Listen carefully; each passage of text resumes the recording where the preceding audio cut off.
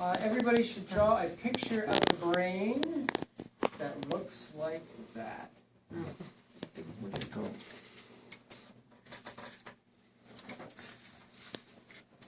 Once you have that, then draw a central sulcus. Draw a precentral sulcus and a postcentral sulcus. And then draw a couple of sulci here for the frontal lobe. Maybe something here for the temporal lobe. Sulcus here for temporal lobes. Sulcus You pretty much got it. All right, so just to orient you, this is frontal. This is the occipital lobe, which is mainly for vision. This is the temporal pole. And this here would be the motor region. This is going to be sensory processing. And area down here called Wernicke's area. And a little area over here is going to be Broca's area. Wernicke's is for language comprehension. Broca's area is for language expression. And it's important to recognize that on the opposite half of the brain, if you would flip it around so that right here you're seeing the left side, so this would be like right here. If we turn it around so you can see the right side, there also is a Wernicke's type area on that side, but it's for emotional comprehension. And a Broca's area on that side for emotional expression. And if you, what do I say? These things can be dissociated from each other. So if I tell you, this way. Okay.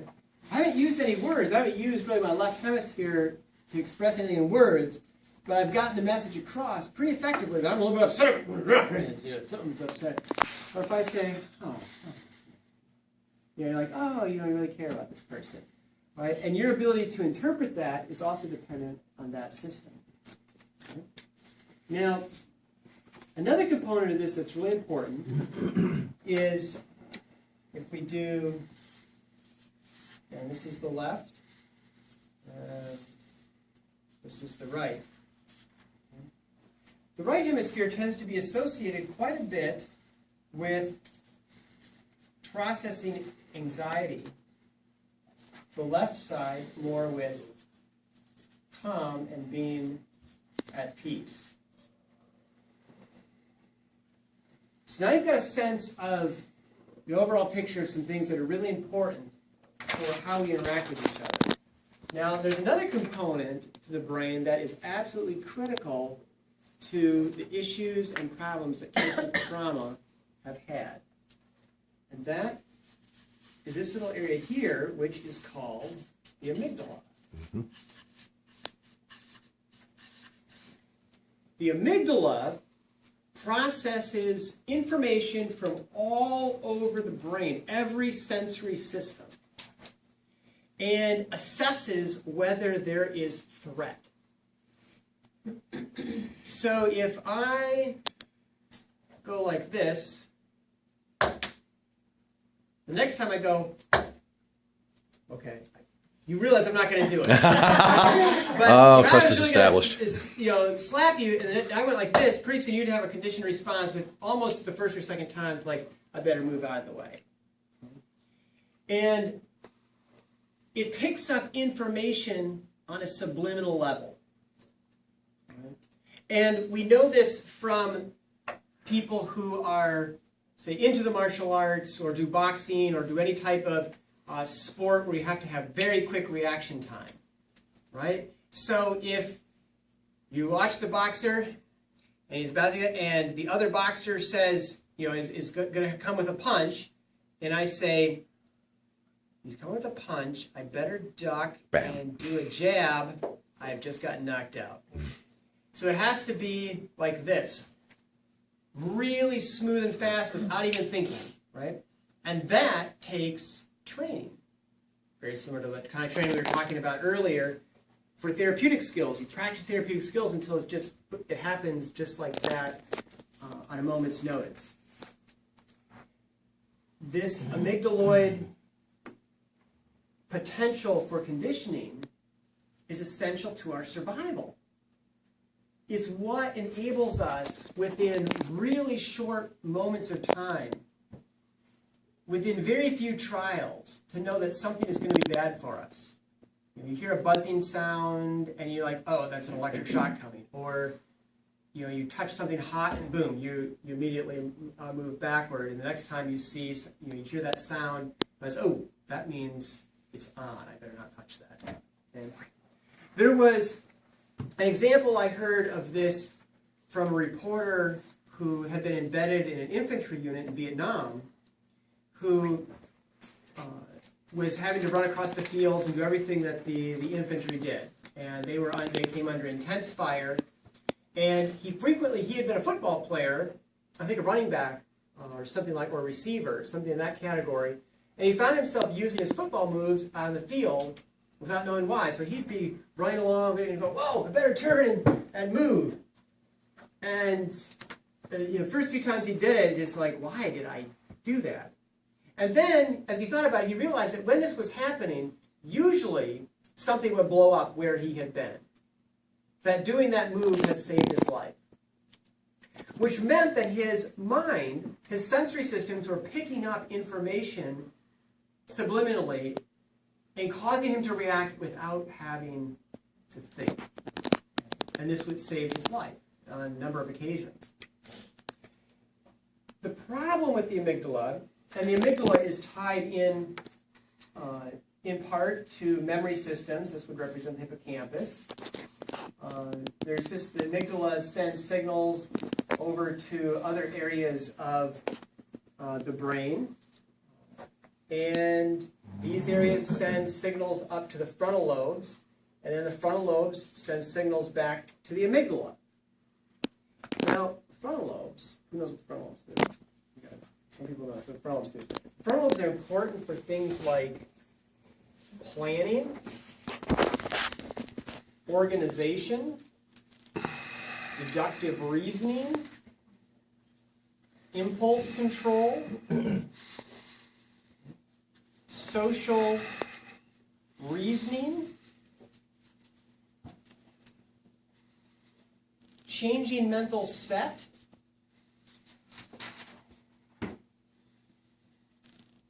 thinking ahead, self-monitoring,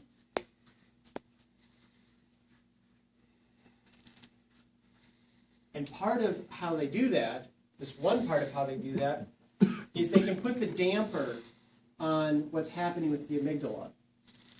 Which is why if you are carrying your baby and you step on a marble, you don't drop the baby. You know that you've got to hang on to something. You can override some of your fairly automatic responses with a frontal lobe input. Similarly, if you go into a meeting and you're being really attacked in the meeting in front of other people, but you know you've really got to keep your cool for the sake of the project that you want to have happen or the sake of being therapeutic, you can override your anger response. So this is saying, fight this person, tell them off, do it, and your frontal lobes kick in and go, that's not going to work. Now here's something that is really disturbing, which goes back to that article by Chagani. He found with his functional MRI that 2 areas of the brain were dysfunctional for children who had been in really severely neglectful care, abusive care. One area that was damaged was the temporal lobes. Another area was the frontal lobes. The frontal lobes were hypofunctional, which means so had suppressed functionality. A fair amount of research has also demonstrated that the amygdala can become overactive under chronic stress. And a lot of you have probably had classes where you've talked about that or other continuing ed programs. So now we have the opportunity for the perfect storm.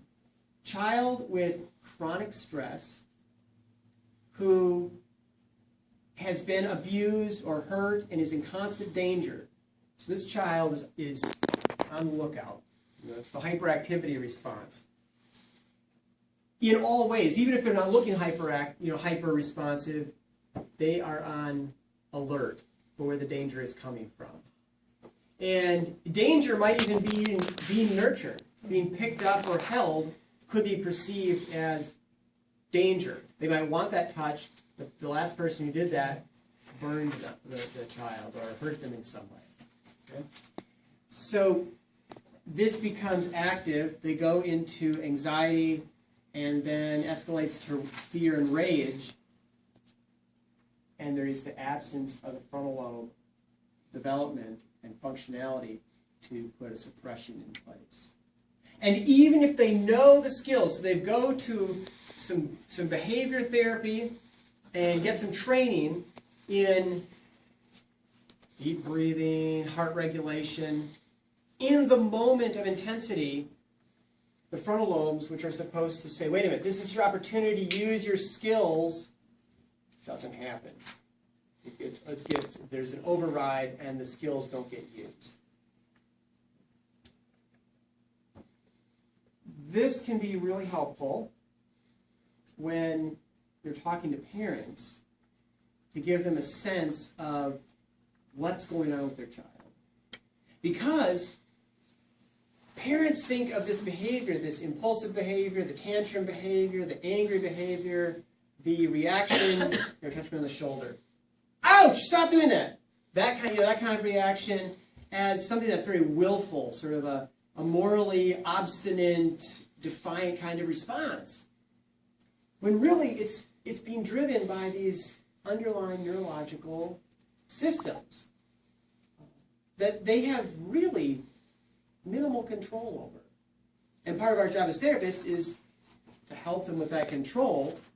Part of that control is helping the parents provide some of the nurturing systems that make it possible for that control to happen. And why does that happen? Well, before we talk about why nurture helps, we need to know one other thing. The connection between Wernicke's area, Broca's area, and fear. Have you ever had the situation where you were so scared you could not talk? Like, or so angry, like, I just whatever, you just like can't even get it out. That's because if you're under threat, if that tiger is coming for you in the woods or the grizzly bear is coming for you, you really don't need to be talking. You need to be screaming and running and climbing Waste of breath. a tree. So they're actually, the signal can actually shut down Broca's area. And for parents to know that can be really helpful. So I've worked with a particular child who when he gets under stress, he just goes, I don't know. And that's the good response. Because if the father would yell or get more intense, like, why did you do that? I can't believe it. He goes like this. What is that? Dissociation. Yeah, dissociation. He just dissociates. So in that case, we have to keep it really calm. And the father would have to say, all right, explain why you did this. Explain why Which is not the response that the father's feeling. It's like, why did you do that to your sister or whatever? And, why did you do that? Let's sit down. Tell me what's going through your mind. He has to be kept relatively calm, all right? So what happens is the most powerful method of changing the brain. The reason that a baby's brain grows is that it's getting nurturing touch. There's been a lot of research on what makes a baby's brain grow faster and have more intelligence and develop better. And some people say, well, play Mozart to it. Some people say read to it. The number one thing is nurturing touch. And then the number two thing is all that other social contact that goes along with that. The social, oh, baby, how are you? Oh, wow, oh, baby. Oh, you didn't like that. Oh, no, oh, here, oh, There's this cycle of things that you go through. And it's regulating the baby through your touch, your tone of voice, the amount of intensity, the stimulation, the eye contact. So when the baby is getting a little bit dysregulated and starts looking away, like, oh, okay, oh, baby, that's too much. And just go pat. And then the baby comes back online, it's like, hey, oh, yeah, oh, isn't that funny?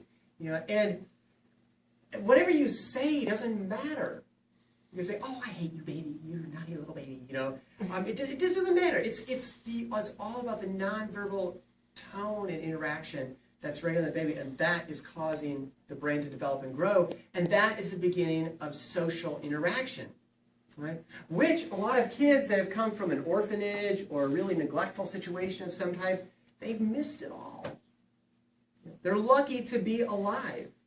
We know back from research done in World War II with Spitz that the children who were left in the hospital, they got all the food they needed, they got the medicines they needed, the medical care was fine, but they still died anyway due to lack of touch. And the babies that were then put with a nurse caretaker who gave that touch were the ones who survived and thrived and appeared to develop normally. All right, so these kids have to come back around to receive that nurturing touch and that nurturing interaction. The other piece is deconditioning. So what's happened is affection has become associated with pain. Right? So if I go to Rachel here and go, oh, Rachel, and then poke or pinch or something, or worse, you're locked in the closet, well, that child is going to associate nurture or touch with harm. And that association is built in at a very deep nuclear, subconscious level. Right? I'm thinking of one child that I had in my home. I actually had 3 kids in my home at the time. One was a child who was our birth child, who had we were just focusing on attachment-based nurturing. One was a child who had been repeatedly hurt while held on a mother's lap. And another child was one who was more of an issue of neglect. And we did a galvanic skin response measure that measured skin conductance. And your skin conductance changes, and the meter would go up if the person was experiencing more anxiety. So when I held the little baby, the skin conductance meter would go down, and the sound it goes by pitch, so it goes okay. So when I hold the little baby, it goes okay. When I held the little boy that had received more of the neglect, it was more of, again, a dropping response. When I held the child who had received more of the intense abuse, that holding touch actually sent the meter up. So that was an indicator to me that it's not just about control. We talk about these kids being controlled. I'm not going to control me. It's a conditioned response. So that means that the child is going to need numerous experiences of nurturing and having structure, being willing to let go of control and have it be safe and positive to eventually condition this programming down. And that is I think I'll just say for the record, that's about it for this. Yeah. And turn it up. Thank you. That's awesome. Now,